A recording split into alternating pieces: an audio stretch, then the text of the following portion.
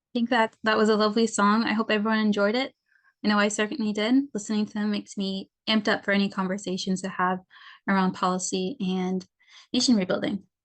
So welcome to Wahkohtowin's third webinar in a 4-part series. We'll do a quick round of introductions before we begin. And as a reminder that this presentation and the group chat box will be recorded, and there will be time for everyone to voice their opinions and thoughts as we start this nation building conversations. So, Anin Wache, Alithin Indishnakas, Toronto Nadonjaba, Misinabi Nadonjaba, Musko Dodam. My name is Alethea Pezzo, and I'm part of Misinabi Cree First Nation. I was born and raised in Toronto, and I'm currently working at Wahkohtowin as a junior policy analyst. For those who do not know, Wahkohtowin is a First Nation-owned and Indigenous-led social enterprise that works towards creating sustainable and nationhood pathways to ensure sustainability and harmony for our lands, our people, and our livelihood for the next 7 generations. And with that, I will hand it off to my colleague to introduce herself. Darcy, I'm the Wahkohtowin Guardian Program Coordinator and tech support for this webinar today. I'm Chappell Cree First Nation, and I'm currently in Chappell. And yeah, that's about it for me. Perfect. And I know we have other Wahkohtowin staff on the call. I'll just ask everyone to introduce themselves in the chat box below, who you are, where you're from, and why you're here, just because we're a little bit short on time. And I must say, I'm loving seeing everyone's faces. So, miigwech. This is just the agenda for people's reference. Before I begin the presentation, I wanted to perform a quick smudge, kind of a virtual smudge to set the mood of this webinar series. So today I am reaching for sweetgrass that was gifted to me by Wahkohtowin's Guardian program this past summer. And while it is usually used for community feasts or sharing circles, I thought this was the perfect way to set the tone, because as we start this nation rebuilding conversation with community members, I thought that sweetgrass was perfect as it represents love and strength in community. And depending on the teachings, the 3 strands can represent mind, body, and spirit. So as I burn the sweetgrass, and if you could see the smoke, I hope that the sweetgrass is a reminder to center love, community, and kindness in these conversations, and people reflect on what these words on the screen mean to them. Otonau, Wahkohtowin, and Wahkohtowin. So today's presentation will be focusing on the role of the Canadian courts in our nation rebuilding pathway. And what I wanted to do is highlight some key takeaways from previous webinars that include, for those who weren't able to attend, the 4 main points are that the Indian Act is not part of our toolkit, and that Wahkohtowin aims to be initiators of meaningful change instead of being Indian Act policy subjects, and that we see value in RCAP, UNDRIP, and TRC as guiding tools and sources of leverage when interacting with the Canadian government to strengthen Indigenous governance systems, to strengthen our economies. And with or without Canada's support, Wahkohtowin has the fortified will to implement these policies through the Wahkohtowin Strategic Action Plan and the Guardian Action Plan. Lastly, that I want to emphasize another key takeaway was that the land is inherently connected to everything. Our identity, our rights, our sovereignty, our governance, culture, language, and laws are so much more deeply flow from the land.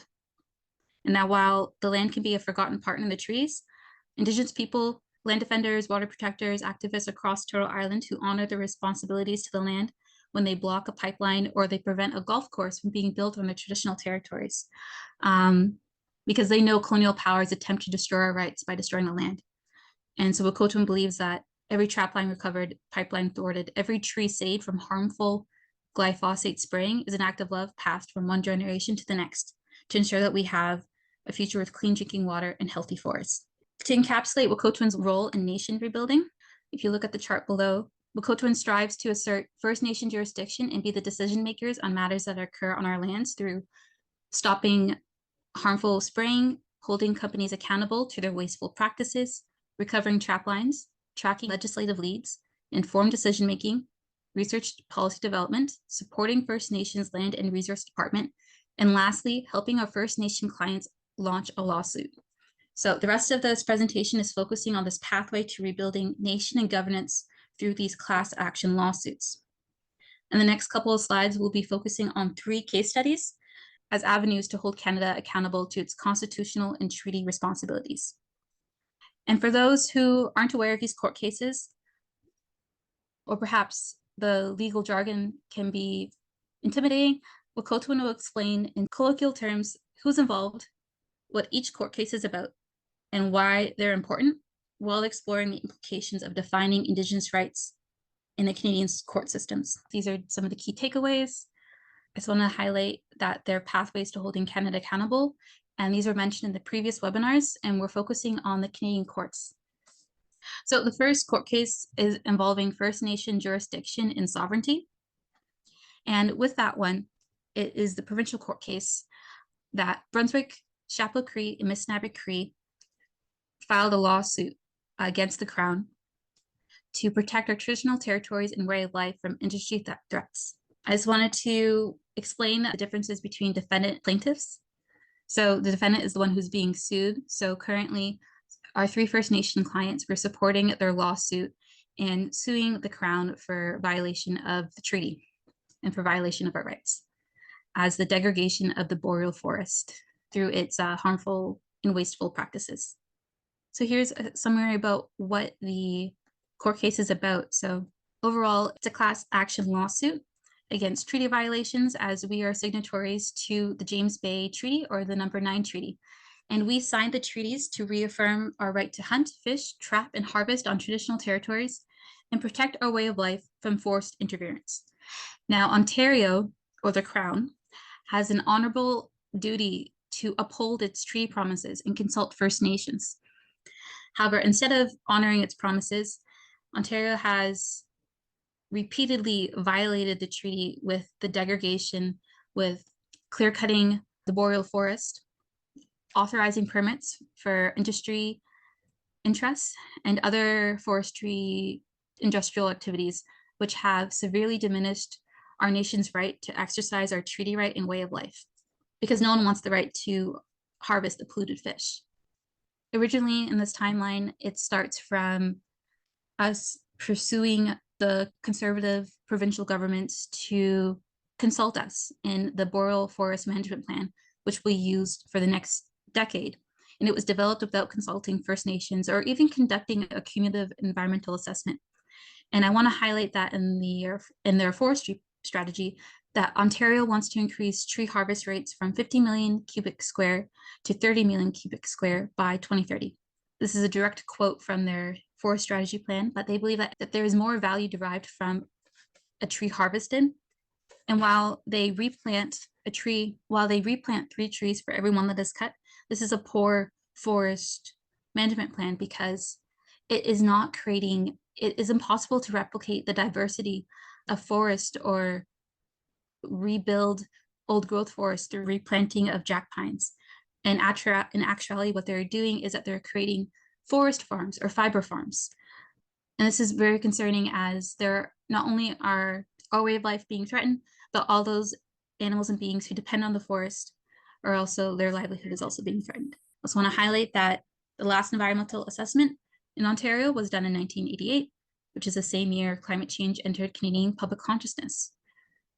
Especially as something that, as climate crisis intensifies and we feel the effects, that Indigenous people have known this was going to happen. We're often the first ones to feel the effects of climate change because we have a deep and close relationship with the land.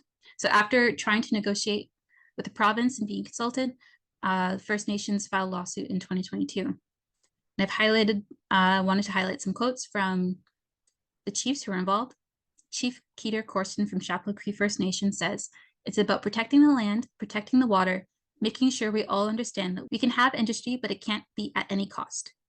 They've absolutely violated the duty to consult under the Canadian Constitution, re-entrenched in 1982. Chief Jason Gauthier from Missinaibi Cree First Nation says, "Ontario needs to be more inclusive in its decisions on how it's going to manage the forest. It's unsustainable the way it's been done."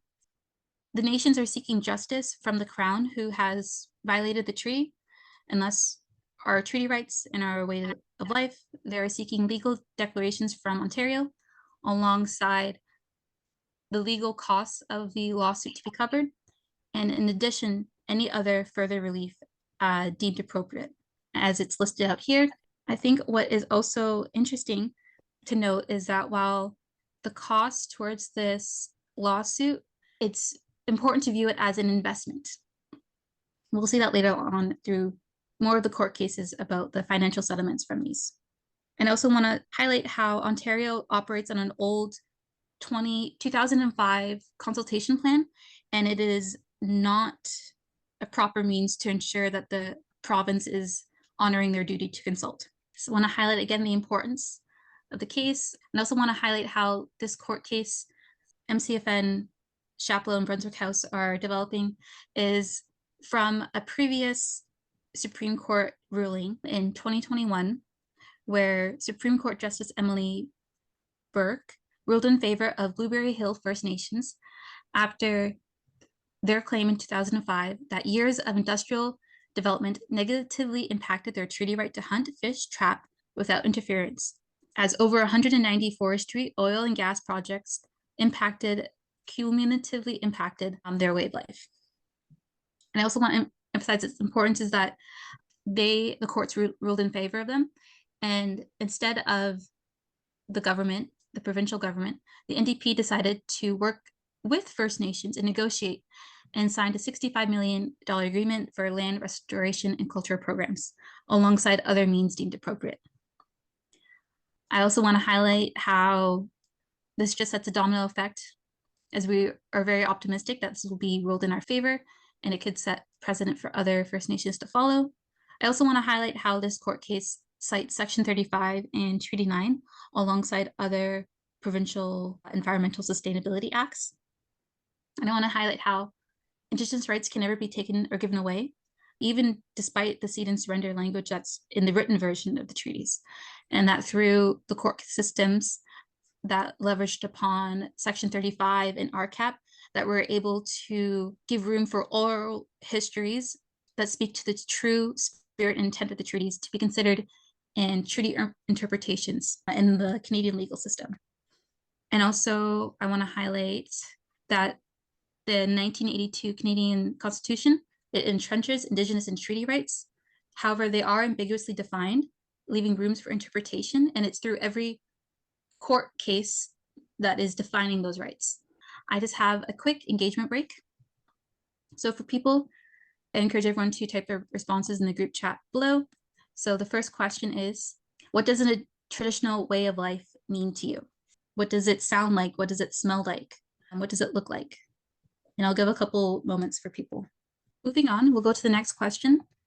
This is a simple question, is do you exercise your treaty rights to hunt, fish, and trap on traditional territories? So with that, I just wanted to emphasize these questions because they'll be relevant to the next court case, because our rights are inherently connected to the land, and so is our sovereignty. And whether in the next court case, we'll see what that means in terms of our identity and our sovereignty. We'll be focusing on the second court case involving Métis Nation of Ontario and the Crown, and it involves Indigenous identity and rights. You'll see that plaintiffs are the Waban Tribal Council, and that represents about 7 First Nations, and that it is in response to, actually this court case is the result of long-standing issues between Métis groups and First Nations, as Métis groups in Ontario are claiming they are rights holders under Section 35 and are claiming land the size of France in Northern Ontario. So the Waban Council rejects M&O claims of historic Métis presence in their traditional territories and say duty to consult them has been shirked by both the M&O and the Crown. So as someone from a First Nation who waited over 110 years for Canada to recognize our inherent sovereignty, personally, I was suspicious and concerned how quickly Canada recognized Métis self-governance, especially considering how there are also other First Nations who have been waiting over 100 years for Canada to honor their treaty promise, and we get this into later at the court case. I also want to highlight how our rights to the land are linked to our national identities, and our rights are something that cannot be read or written about. They must be expressed upon. And this is why I asked everyone to identify if they have exercised their treaty rights. So moving forward, it just poses with these 2 questions at the bottom. Why did Canada approve M&O with nationhood status? And why did M&O not consult or seek approval from First Nations before claiming territory where they have no historic connection? And this photo shows that the 6 groups are claiming historic ties outside of Manitoba, where they are historically usually are. This is just a brief overview of the legal timeline. So once 6 new Métis nations were recognized by Canada with nationhood status, in response, the current chief of the Algonquins, Kirby White Duck, filed a case against the Crown. M&O succeeded in getting it partially dismissed, and in response, the Algonquins immediately appealed that decision, and then the courts eventually sided with them, saying that they have the right or the jurisdiction to sue over this recognition of Métis groups. I just want to emphasize that there is something that needs to be addressed in the overall schemes of the importance of this court case, because they do set precedents depending on how, if it's ruled in favor or against First Nations. So this brings me to the need that there should be structures that allow us to have disputes without going to the Canadian courts. I also want to emphasize that it's important to remember that an organization does not have nationhood status that supersedes First Nations. Their M&O's argument for nationhood status and rights is rooted in Métis identity. However, there are some concerns that M&O are using Anishinaabeg and Cree family members as the basis of their identity. So this is concerning if they're using our ancestors as their ancestors in order to access the land and rights to the land. So this also brings us to another question about whose presence has the better legitimacy or claim to the land through land use or land occupation. And I also want to highlight how there was research done by Northern First Nations and by Professor Darcy Leroy of sociology at the University of Ottawa, who say that there is no historical Métis group with a distinct collective identity in the James Bay area before Crown control. And again, that this court case isn't about individual identities as Métis people, but rather these nationhood statuses. Again, Métis cultural identity doesn't supersede our nationhood status, and our claim to the land is stronger as we have been here since time immemorial. I have just a short also engagement break. I just want people's minds to get going about this question about what are the roots of your Indigenous identity or your indigeneity. So I just want to note that While we use this term Indigenous, it's an umbrella term, and we need to bring forward the lessons from the colonial accord and not have a pan-Indigenous approach to nation rebuilding. We could go to the next question as well. It's very similar and it builds upon this one. And it's like, what are the roots or the core aspects of our national identity or our Omushkegowak identity in this particular case? I want us to explore the roots of our individual and our national identities, because whether the core aspect of our nation's identity, it's language or laws or history, or it's the culture, or, these are all necessary to identify a community. And it's crucial that to identify our members, because a nation's ability to identify their own citizens is crucial to its legitimacy. The third court case, and this one is reviewing treaty annuity payments. So this court case is involving beneficiaries of the Robinson-Huron and the Robinson-Superior treaties, represented in the 21 nations listed below. The Restore court case is about forcing the Crown to honor their treaty promises. So it's the result of after 160 years of the Crown's failure to fulfill their promise of treaty annuity payments. And what's unique in the Robinson-Huron treaties is that instead of having their treaty process payments to be fixed or argumented, they were meant to increase as revenues increased. However, they have not increased from the $4 since 1874, despite the revenues generated by the territories through industries like mining and forestry. This is another long-standing trial. When it was filed in 2017, treaty interpretation was divided more into 3 stages due to the number and complexity of the issues raised. And also interesting is that now, instead of it being filed against Queen Elizabeth II, it's now King Charles of England. And what's interesting too is that it was expected that Ontario will try to appeal this court case, as it's leaning in favor of First Nations, but the litigation fund was confident it will sign the settlement soon. And as of about a week ago, they have settled this court case. Just highlighting quickly some of the bigger importance and implications of this court case is that the financial implications are huge and enormous for nation rebuilding. In this specific circumstance, a $10 billion settlement was achieved. And it opens up and it confirms that treaties aren't stuck in the past. And it confirms that historical grievances from these treaty violations have no expiry date. Again, setting more precedents for other First Nations to use the Restore case in their own lawsuits about treaty annuity payments or breaches in sharing revenue-based agreements. Another thing to keep in mind is it will be interesting to see how First Nations will use this court case in their own ways to try to fund their own nation and community rebuilding. End of the presentation, we're at the conclusion. I just want to highlight some of the overall key takeaways. It's that the legal system is part of our political strategy to assert First Nation sovereignty and hold Canada accountable to its treaty constitutional responsibilities. And that with some of the policy tools in our toolkit, they're able to give us leverage in these court cases, and that every court case that we win in favor of First Nations, again, creates a precedent for other First Nations to follow.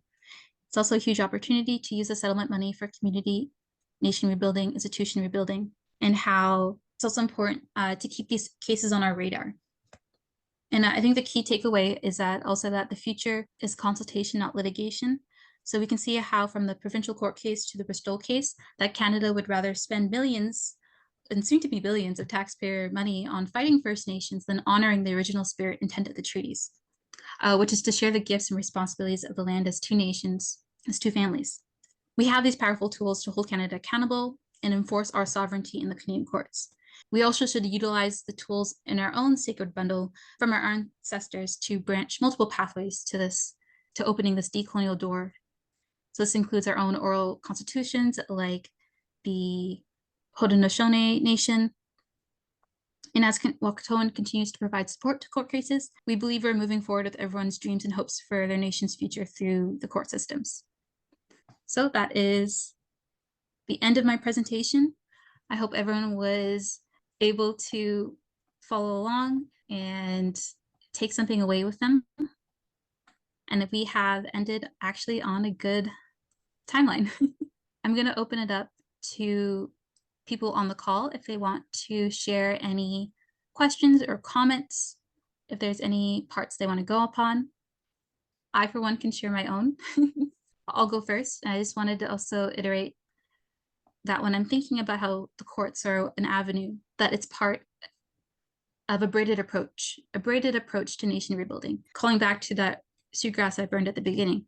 And I can imagine that if all First Nations across Turtle Island, or even First Nations in Ontario, led a collective braided approach to nation building, where we collectively work towards the same goals of healing the land and the people, of honoring the original spirit and intent of the treaties, and holding Canada accountable, we could help bridge Canada's reconciliation gap between the words and actions, and work towards a better future for not only ourselves, but our children, our grandchildren, our nieces and nephews.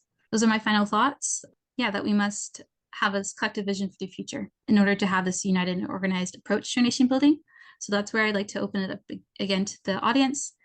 Well, thanks, Alethea. I'll just chime in a little bit. I'm the general manager for Wahkohtowin Development, and I thank Alethea for the third of the fourth video in a series that we wanted to get public and make available. Again, this is about increasing, in the broadest sense, not only our Indigenous people and our community members, but just people in general around this paradigm shift we're in.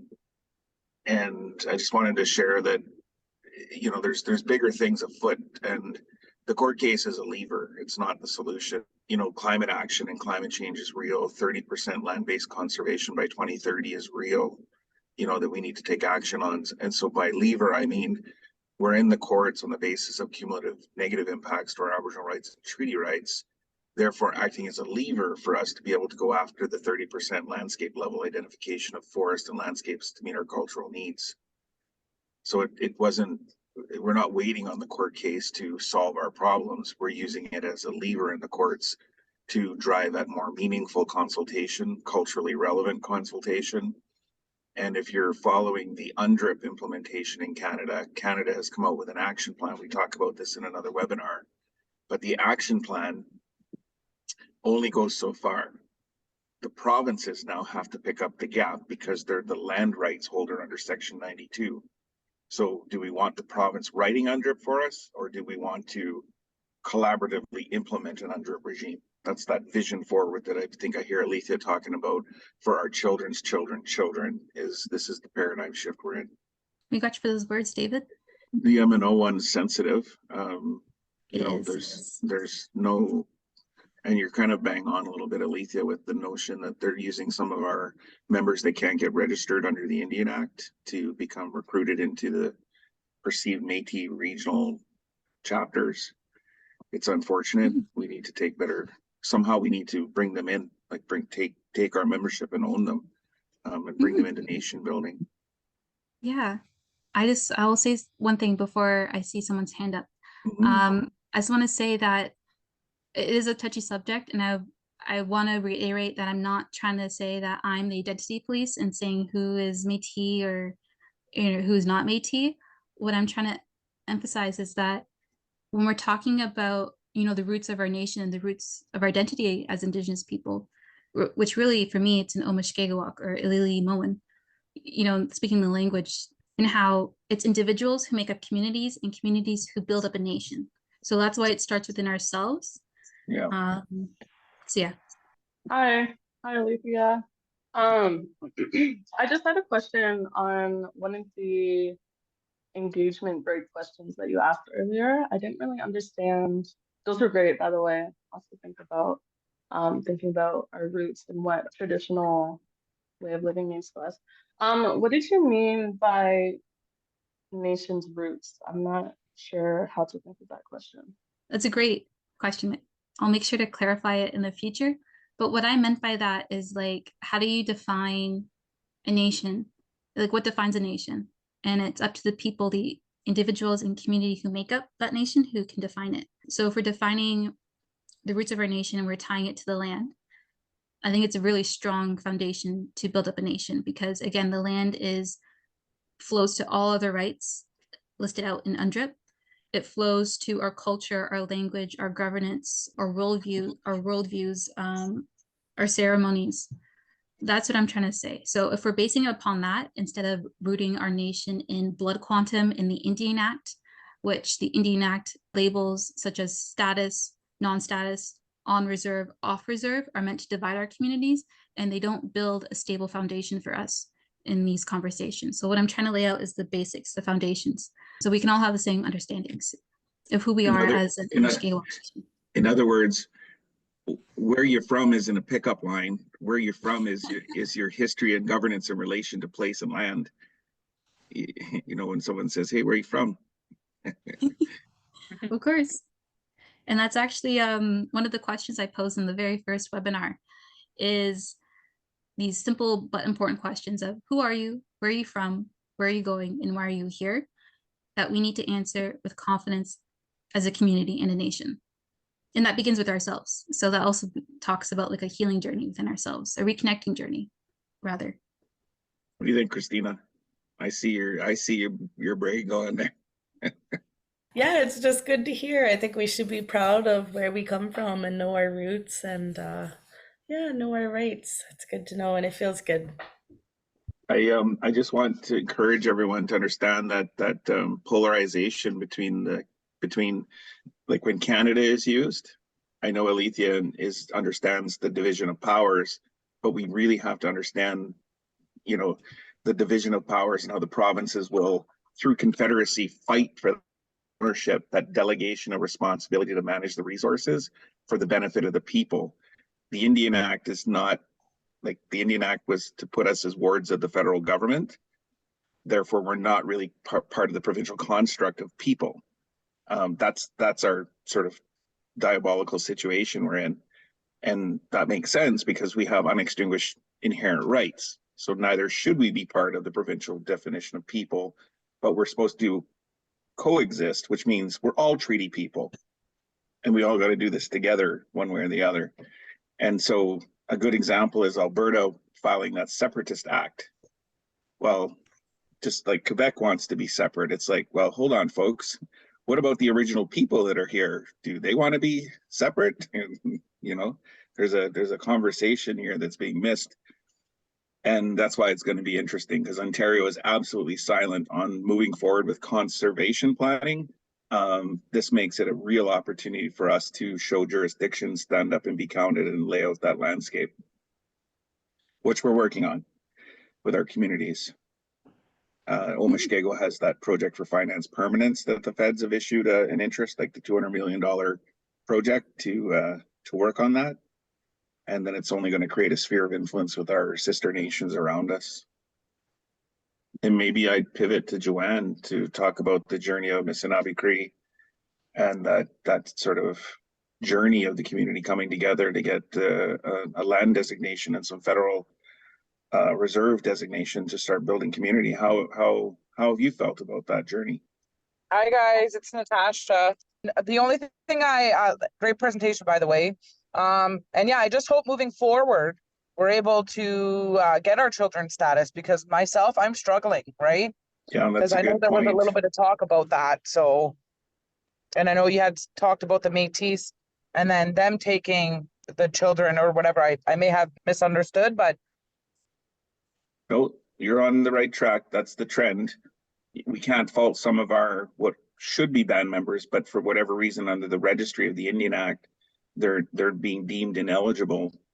So what a natural person will do is find a place to where they might be able to practice their Aboriginal rights and treaty rights, which would fall under Métis, would be the next best thing. So they end up registering with the Métis Association, which gives some sort of legitimacy to land, you see, because they're from there.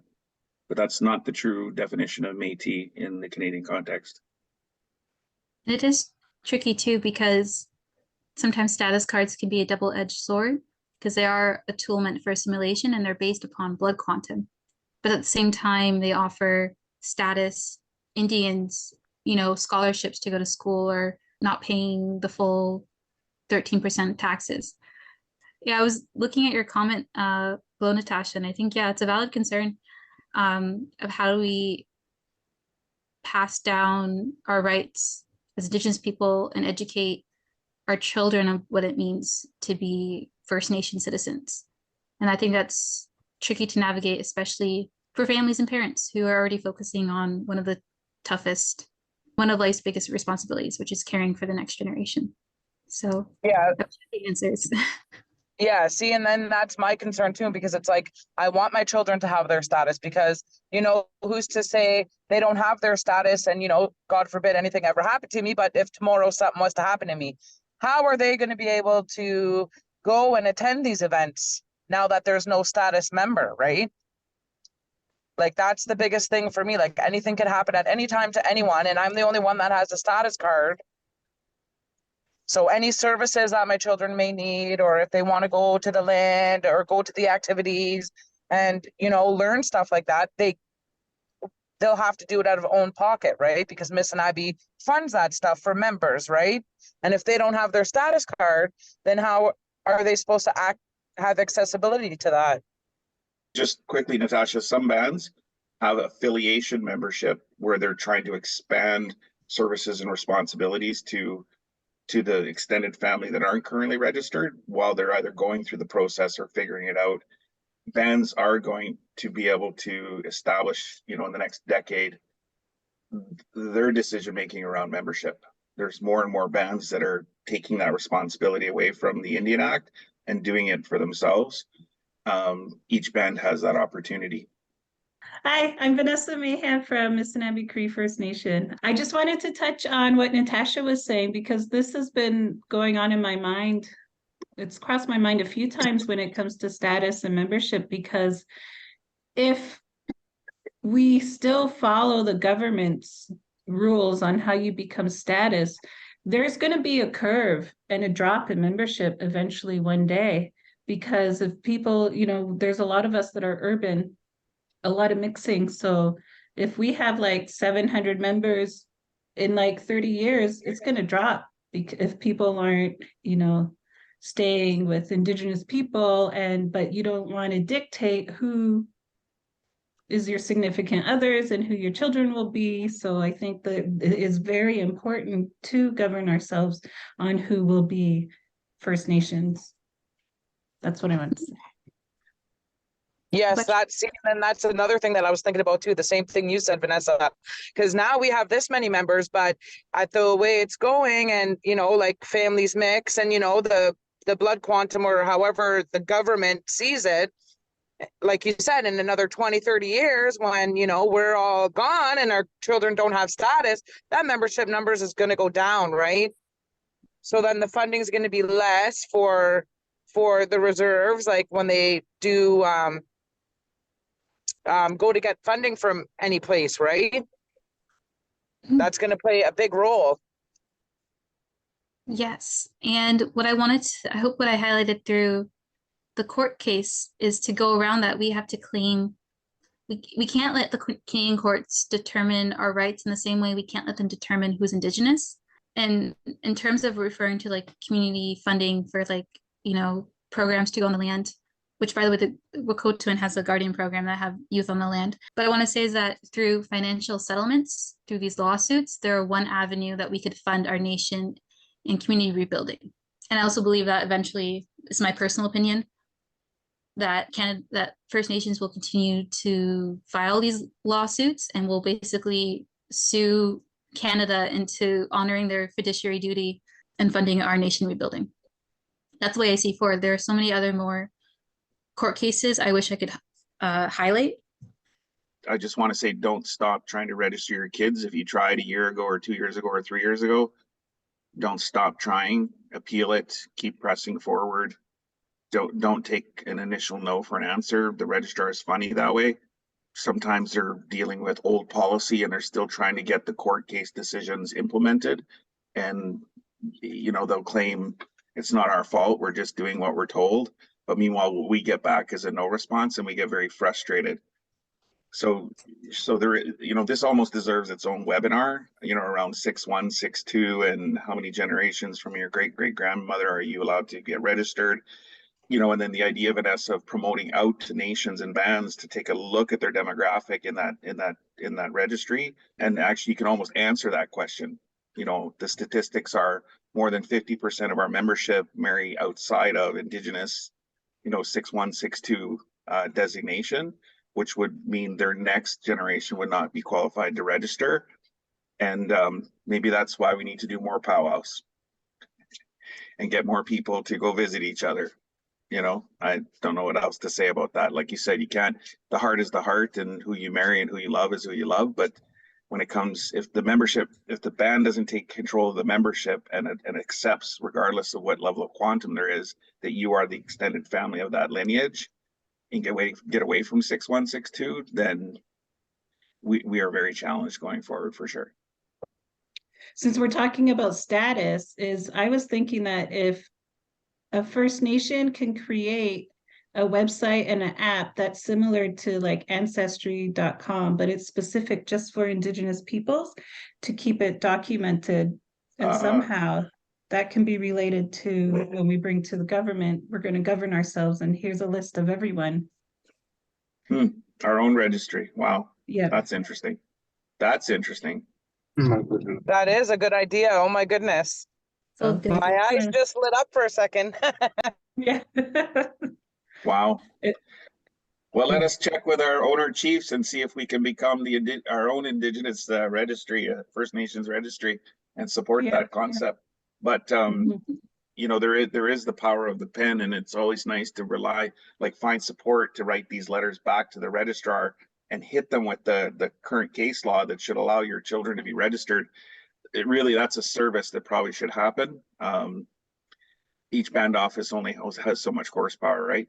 So Still have a giveaway section, so participants, excluding Wahkohtowin staff, can enter it.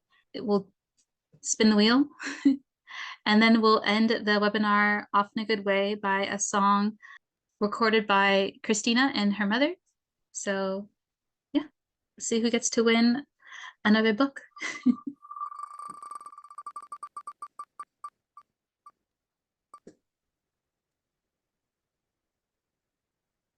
You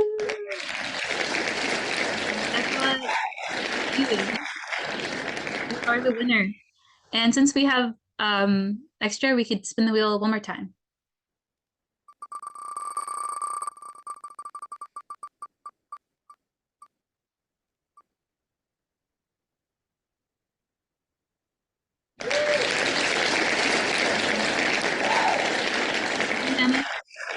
You're the second winner.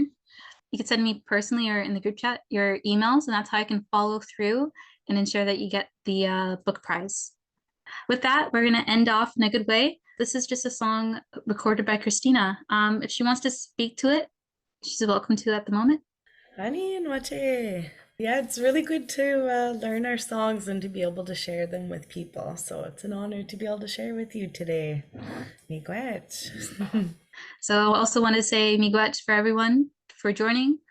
These conversations always get me excited. Ani and hi, I'm Firewolf. I'm of the Eagle clan and I carry the spirit of the white buffalo. You'll say who? Ani Bojo, I'm Dawn Eagle, and I'm also from the Eagle clan. This is my mom. And we're gonna sing the Rainbow Warrior song, and we learned this song in the Ghost Dance in Selkirk, Manitoba, and it's an ancestor song as well, the honor song for ancestors. So here we go. Is there anything else you want to say about it? We call it the Rainbow Warrior as well. It was at the Ghost Dance where we learned this with David Cushane Ba. Mm-hmm.